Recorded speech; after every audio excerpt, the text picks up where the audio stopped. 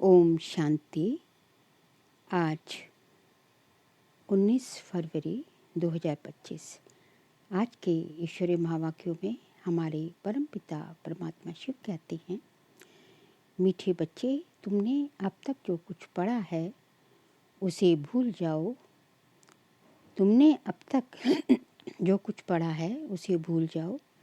जीते जी मरना माना सब कुछ भूलना, पिछला कुछ भी याद न आए। प्रश्न है, जो पूरा जीते जी मरे हुए नहीं हैं उनकी निशानी क्या होगी? उत्तर है, वह बाप से भी आर्ग्यू करते रहेंगे, शास्त्रों का मिसाल देते रहेंगे। जो पूरा मर गए वे कहेंगे, बाबा जो सुनाते हैं वही सच है। हमने आधा कल्प जो सुना वह झूठ ही था, इसलिए अब उसे मुख पर भी ना लाएं। बाप ने कहा है, हेयर नो इविल। गीत बजा ओम नमो शिवाय। ओम शांति। बच्चों को समझाया गया है कि जब शांति में बिठाते हो, जिसको निष्ठा अक्षर दिया है, ये ड्रिल कराई जाती है। अब बाप बैठ रूहानी बच्चों को समझाते हैं कि जो जीते जी मरे हैं, कहते हैं हम जीते जी मर चुके हैं। जैसे मनुष्य मरता है तो सब कुछ भूल जाता है, सिर्फ संस्कार रहते हैं। अभी तुम भी बाप का बनकर दुनिया से मर गए हो। बाप कहते हैं, तुम्हारे में भक्ति के संस्कार थे, अब वह संस्कार बदल रहे हैं, तो जीते जी तुम मरते हो ना। मरने से मनुष्य पढ़ा हुआ सब कुछ भूल जाता है, फिर दूसरे जन्म में नए सिरे से पढ़ना होता है। बाप भी कहते हैं, तुम जो कुछ पढ़े हुए हो वह भूल जाओ। तुम जो बाप के बने हो ना, तुम तो बाप के बने हो ना। मैं तुमको नई बात सुनाता हूँ। तो अब वेद, शास्त्र, ग्रंथ, जप, तप आदि ये सब बातें भूल जाओ। इसलिए ही कहा जाता है, hear no evil, see no evil. ये तुम बच्चों के लिए है। कई बहुत शास्त्र आदि पढ़े हुए हैं, पूरा मरे नहीं हैं तो फालतू आर्ग्यू करेंगे। मर गए फिर कभी आर्ग्यू नहीं करेंगे, कहेंगे बाप ने जो सुनाया है वही सच है। बाकी बातें हम मुख पर क्यों लाएं? बाप कहते हैं, ये मुख में लाओ ही नहीं। हियर नो इविल, बाप ने डायरेक्शन दिया ना। कुछ भी सुनो नहीं, बोलो अभी हम ज्ञान सागर के बच्चे बने हैं, तो भक्ति को क्यों याद करें? हम एक भगवान को ही याद करते हैं। बाप ने कहा है, भक्ति मार्ग को भूल जाओ। मैं तुमको सहज बात सुनाता हूँ कि मुझ बीज को याद करो तो झाड़ सारा बुद्धि में आ ही जाएगा। तुम्हारी मुख्य है गीता, गीता में ही भगवान की समझानी है। अब ये है नई बातें, नई बात पर हमेशा ज़्यादा ध्यान दिया जाता है भी बड़ी सिंपल बात। सबसे बड़ी बात है याद करने की। घड़ी घड़ी कहना पड़ता है, मन मना भव, बाप को याद करो। यही बहुत गुह्य बातें हैं, इसमें ही विघ्न पड़ते हैं। बहुत बच्चे हैं जो सारे दिन में 2 मिनट भी याद नहीं करते। बाप का बनते भी अच्छा कर्म नहीं करते तो याद भी नहीं करते, विकर्म करते रहते हैं। बुद्धि में बैठता ही नहीं है तो कहेंगे ये बाप की आज्ञा का निरादर है, पढ़ नहीं सकेंगे। वह ताकत नहीं मिलती, जिस्मानी पढ़ाई से भी बल मिलता है। पढ़ाई है सोर्स ऑफ इनकम, शरीर निर्वाह होता है सो भी अल्पकाल के लिए। कई पढ़ते पढ़ते मर जाते हैं तो वह पढ़ाई थोड़े ही साथ ले जाएंगे। दूसरा जन्म तो फिर नए सिरे से पढ़ना पड़े। यहाँ तो तुम जितना पढ़ेंगे वह साथ ले जाएंगे, क्योंकि तुम प्रारब्ध पाते हो दूसरे जन्म में। बाकी तो वह सब है ही भक्ति मार्ग। क्या क्या चीज़ें हैं ये कोई नहीं जानते, रूहानी बाप तुम रूहों को बैठ ज्ञान देते हैं। एक ही बार बाप सुप्रीम रूह आकर रूहों को नॉलेज देते हैं, जिससे विश्व के मालिक बन जाते हो। भक्ति मार्ग में स्वर्ग थोड़ी ही होता है। अभी तुम धनी के बने हो। माया कई बार बच्चों को भी निधन का बना देती है। छोटी छोटी बातों में आपस में लड़ पड़ते हैं। बाप की याद में नहीं रहते तो निधन के बने हुए हैं ना। निधन का बना तो जरूर कुछ ना कुछ पाप कर्म कर देंगे। बाप कहते हैं मेरा बनकर मेरा नाम बदनाम ना करो। एक दो से बड़ा प्यार से चलो, उल्टा सुल्टा बोलो मत। बाप को ऐसी ऐसी अहिल्याएं कुब्जाएं भीलनिया का भी उद्धार करना पड़ता है। कहते हैं भीलनी के बेर खाए। अब ऐसे ही भीलनी के थोड़ी ही खा सकते हैं। भीलनी से जब ब्राह्मणी बन जाती है तो फिर क्यों नहीं खाएगी। इसलिए ब्रह्मा भोजन की महिमा है। शिव बाबा तो खाएंगे नहीं, वह तो अभोक्ता है। बाकी ये रथ तो खाते हैं ना। तुम बच्चों को कोई से आर्ग्यू करने की दरकार नहीं है। हमेशा अपना सेफ साइड रखना चाहिए। अक्षर ही दो बोलो, शिव बाबा कहते हैं। शिव बाबा को ही रुद्र कहा जाता है। रुद्र ज्ञान यज्ञ से विनाश ज्वाला निकली तो रुद्र भगवान हुआ ना। श्री कृष्ण को तो रुद्र नहीं कहेंगे। विनाश भी कोई श्री कृष्ण नहीं कराते। बाप ही स्थापना विनाश पालना कराते हैं। खुद कुछ नहीं करते, नहीं तो दोष पड़ जाए। वह है करण करावनहार। बाप कहते हैं हम कोई कहते नहीं हैं कि विनाश करो। ये सारा ड्रामा में नूंदा हुआ है। शंकर कुछ करता है क्या? कुछ भी नहीं। ये सिर्फ गायन है कि शंकर द्वारा विनाश। बाकी विनाश तो वह आप ही कर रहे हैं। ये अनादि बना हुआ ड्रामा है जो समझाया जाता है। रचेता बाप को ही सब भूल गए हैं। कहते हैं गॉडफादर रचेता है, परंतु उनको जानते ही नहीं। समझते हैं कि वे दुनिया क्रिएट करते हैं। बाप कहते हैं मैं क्रिएट नहीं करता, मैं चेंज करता हूँ। कलयुग को सतयुग बनाना है। मैं संगम पर आता हूँ, जिसके लिए गाया हुआ है सुप्रीम ऑस्पिशियस युग। भगवान कल्याणकारी है, सबका कल्याण करते हैं, परंतु कैसे और क्या कल्याण करते हैं ये कुछ जानते नहीं। अंग्रेजी में कहते हैं लिबरेटर गाइड, परंतु उनका अर्थ थोड़ी ही समझते हैं। कहते हैं भक्ति के बाद भगवान मिलेगा, सद्गति मिलेगी। सर्व की सद्गति तो कोई मनुष्य कर ना सके, नहीं तो परमात्मा को पतित पावन सर्व का सद्गति दाता क्यों गाया जाए। बाप को कोई भी जानते नहीं, निधन के हैं। बाप से विपरीत बुद्धि है। अब बाप क्या करे। बाप तो खुद मालिक है। उनकी शिव जयंती भी भारत में मनाते हैं। बाप कहते हैं मैं आता हूँ भक्तों को फल देने। आता भी भारत में हूँ। आने के लिए मुझे शरीर तो जरूर चाहिए ना। प्रेरणा से थोड़ी ही कुछ होगा। इनमें प्रवेश कर इनके मुख द्वारा तुमको ज्ञान देता हूँ। गौमुख की बात नहीं है, ये तो इस मुख की बात है। मुख तो मनुष्य का ही चाहिए ना कि जानवर का।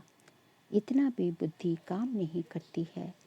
दूसरी तरफ फिर भागीरथ दिखाते हैं, वह कैसे और कब आते हैं जरा भी किसको पता नहीं है।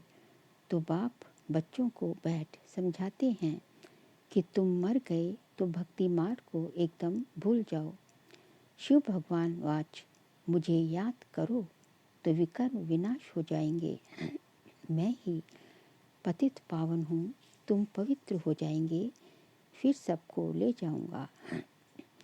मैसेज घर घर में दो। बाप कहते हैं मुझे याद करो तो विकर्म विनाश होंगे, तुम पवित्र बन जाएंगे, विनाश सामने खड़ा है। तुम बुलाते भी हो पतित पावन आओ, पतितों को पावन बनाओ, राम राज्य स्थापन करो, रावण राज्य से मुक्त करो। वह हर एक अपने अपने लिए कोशिश करते हैं। बाप तो कहते हैं मैं आकर सर्व की मुक्ति करता हूँ। सभी 5 विकारों रूपी रावण की जेल में पड़े हैं। मैं सर्व की सद्गति करता हूँ। मुझे कहा भी जाता है दुख हरता सुख करता। राम राज्य तो जरूर नई दुनिया में होगा। तुम पांडवों की अभी है प्रीत बुद्धि, कोई कोई की तो फौरन प्रीत बुद्धि बन जाती है, कोई कोई की आहिस्ते आहिस्ते प्रीत जुटती है। कोई तो कहते हैं बस हम सब कुछ बाप को सरेंडर करते हैं, सिवाय एक के दूसरा कोई रहा ही नहीं। सबका सहारा एक गॉड ही है। कितनी सिंपल से सिंपल बात है। बाप को याद करो और चक्र को याद करो तो चक्रवर्ती राजा रानी बनेंगे। ये स्कूल ही है विश्व का मालिक बनने का। तब चक्रवर्ती राजा नाम पड़ा है। चक्र को जानने से फिर चक्रवर्ती बनते हैं। ये बाप ही समझाते हैं। बाकी आर्ग्यू कुछ भी नहीं करनी है। बोलो भक्ति मार्ग की सब बातें छोड़ो। बाप कहते हैं सिर्फ मुझे याद करो। मूल बात ही ये है, जो तीव्र पुरुषार्थी होते हैं वह जोर से पढ़ाई में लग जाते हैं। जिसको पढ़ाई का शौक होता है वे सवेरे उठ कर पढ़ाई करते हैं। भक्ति वाले भी सवेरे उठते हैं। नौदा भक्ति कितनी करते हैं। जब सिर काटने लगते हैं तो साक्षात्कार होता है।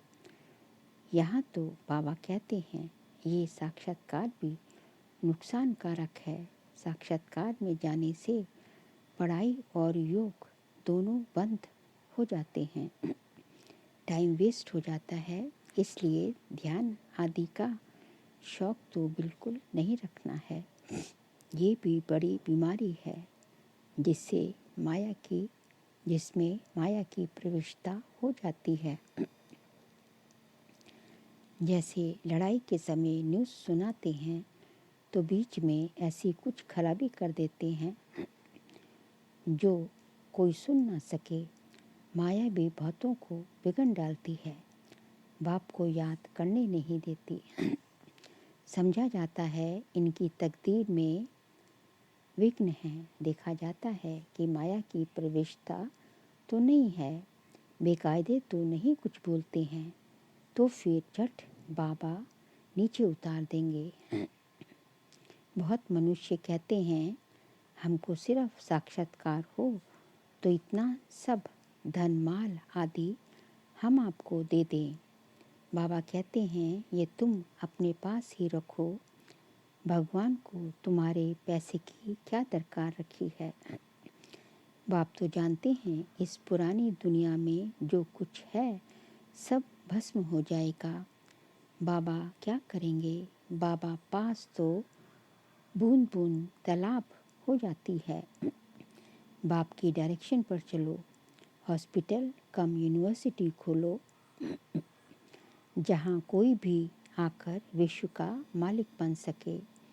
3 पैर पृथ्वी में बैठ तुमको मनुष्य को नर से नारायण बनाना है, परंतु 3 पैर पृथ्वी के भी नहीं मिलते हैं। बाप कहते हैं मैं तुमको सभी वेदों शास्त्रों का सार बताता हूँ। ये शास्त्र है सब भक्ति मार्ग के। बाबा कोई निंदा नहीं करते। ये तो खेल बना हुआ है। ये सिर्फ समझाने के लिए कहा जाता है तो फिर भी खेल की हम निंदा नहीं कर सकते हैं। हम कहते हैं ज्ञान सूर्य ज्ञान चंद्रमा, तो फिर वह चंद्रमा आदि में जाकर ढूंढते हैं। वहाँ कोई राजाई रखी है क्या। जापानी लोग सूर्य को मानते हैं। हम कहते हैं सूर्यवंशी वह फिर सूर्य की बैठ पूजा करते हैं, सूर्य को पानी देते हैं। तो बाबा ने बच्चों को समझाया है, कोई बात में ज़्यादा आर्ग्यू नहीं करनी है, बात ही एक सुनाओ। बाप कहते हैं, मामेकम याद करो तो पावन बनेंगे। अभी रावण राज्य में सभी पतित हैं, परंतु अपने को पतित कोई मानते थोड़ी ही हैं। बच्चे, तुम्हारी एक आंख में शांति धाम, एक आंख में सुख धाम, बाकी इस दुख धाम को भूल जाओ। तुम हो चैतन्य लाइट हाउस, अभी प्रदर्शनी में भी नाम रखा है भारत दी लाइट हाउस, लेकिन वह कोई थोड़ी ही समझेंगे। तुम अभी लाइट हाउस हो ना। पोर्ट पर लाइट हाउस स्टीमर को रास्ता बताते हैं, तुम भी सबको रास्ता बताते हो मुक्ति और जीवन मुक्ति धाम का। जब कोई भी प्रदर्शनी में आते हैं तो बहुत प्रेम से बोलो, गॉडफादर तो सबका एक है ना। गॉडफादर या परम पिता कहते हैं कि मुझे याद करो तो जरूर मुख द्वारा कहेंगे ना। ब्रह्मा द्वारा स्थापना, हम सब ब्राह्मण ब्राह्मणियाँ हैं। ब्रह्मा मुख वंशावली, तुम ब्राह्मणों की वह ब्राह्मण भी महिमा गाते हैं। ब्राह्मण देवताए नमा, ऊंचते ऊंच है ही एक बाप। वह कहते हैं, मैं तुमको ऊंचते ऊंच राजयोग सिखाता हूँ, जिससे तुम सारे विश्व के मालिक बनते हो। वह राजाई तुमसे कोई छीन न सके। भारत का विश्व पर राज्य था। भारत की कितनी महिमा है, अभी तुम जानते हो कि हम श्रीमत पर ये राज्य स्थापन कर रहे हैं। अच्छा, मीठे मीठे सिकलते बच्चों प्रति माता पिता बाप दादा का याद प्यार और गुड मॉर्निंग। रूहानी बाप के रूहानी बच्चों को नमस्ते। हम रूहानी बच्चों की रूहानी बाप दादा को नमस्ते नमस्ते नमस्ते। सार के लिए पॉइंट है, तीव्र पुरुषार्थी बनने के लिए पढ़ाई का शौक रखना है। सवेरे सवेरे उठकर पढ़ाई पढ़नी है। साक्षात्कार की आश नहीं रखनी है, इसमें भी टाइम वेस्ट जाता है। सेकंड पॉइंट, शांति धाम और सुख धाम को याद करना है।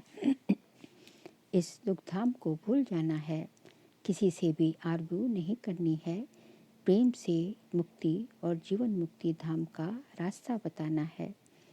आज का बाबा का वरदान है, सदा सुखों के सागर में लवलीन रहने वाले अंतर्मुखी भव। सदा सुखों के सागर में लवलीन रहने वाले अंतर्मुखी भव। कहा जाता अंतर्मुखी सदा सुखी। जो बच्चे सदा अंतर्मुखी भव का वरदान प्राप्त कर लेते हैं, वे बाप समान सदा सुख के सागर में लवलीन रहते हैं। सुखदाता के बच्चे स्वयं भी सुखदाता बन जाते हैं। सर्व आत्माओं को सुख का ही खजाना बांटते हैं। तो अब अंतर्मुखी बन ऐसी संपन्न मूर्ति बन जाओ, जो आपके पास कोई भी किसी भी भावना से आए, अपनी भावना संपन्न करके जाए। जैसे बाप के खजाने में अप्राप्त कोई वस्तु नहीं, वैसे आप भी बाप समान भरपूर बनो। स्लोगन है, रूहानी शान में रहो तो कभी भी अभिमान की फीलिंग नहीं आएगी। रूहानी शान में रहो तो कभी भी अभिमान की फीलिंग नहीं आएगी। बाबा कहते हैं कि आप अपनी जो है रूहानी शान, मतलब आप जो है सम्मान में रहेंगे तो फिर कभी अभिमान आ ही नहीं सकता। फिर आज का व्यक्ति इशारे का पॉइंट है, एकांत प्रिय बनो, एकता और एकाग्रता को अपनाओ। अपने को सदैव अंडरग्राउंड अर्थात अंतर्मुखी बनाने की कोशिश करो। अंडरग्राउंड भी सारा कारोबार चलती है। वे जैसे अंतर्मुखी होकर भी कार्य कर सकते हैं। अंतर्मुखी होकर के कार्य करने से एक तो विघ्नों से बचाव, दूसरा समय का बचाव, तीसरा संकल्पों का बचाव व बचत हो जाएगी। एकांतवासी भी और साथ साथ रमणीकता भी इतनी ही हूँ। अच्छा, ओम शांति।